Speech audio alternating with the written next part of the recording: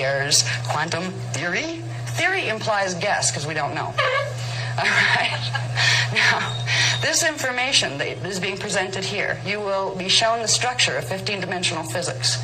You will be shown the structures that exist within those structures that allow us to create what's called the hologram of matter.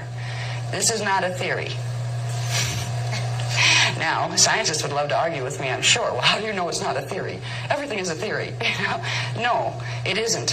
Fortunately, there are levels of reality. There are beings in levels of reality that have not been involved with the distortions of consciousness and biology that have taken place on this planet, who have held the records, who have held the original creation records that literally detail the spiritualized science by which creation itself is brought into manifestation by a common source intelligence that many people choose to call God. It's not a God that sits on a big throne and has a white beard and stuff. It's a consciousness. We were created in the image of God. That doesn't mean we're all men. That was a man twist. Humans created that one.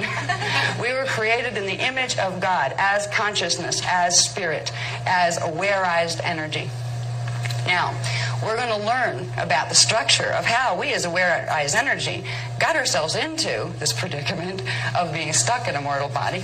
We're going to learn 15-dimensional structure, and I will teach this to you as an absolute, not as a theory.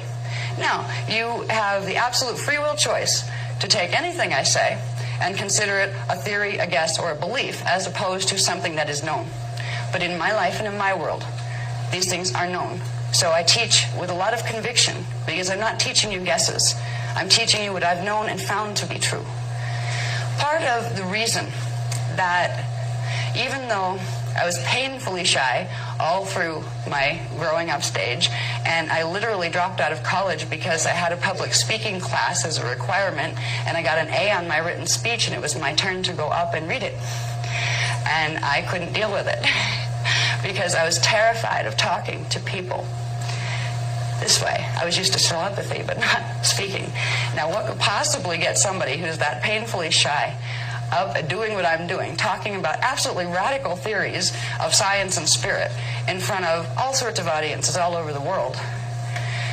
You can't fake that one. It takes a lot of conviction.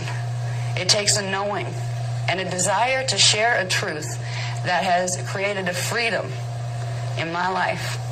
A freedom that because I know these things, because I've been taught these things, and I have used the technologies, I have found levels of my own consciousness, got them back into body. I have learned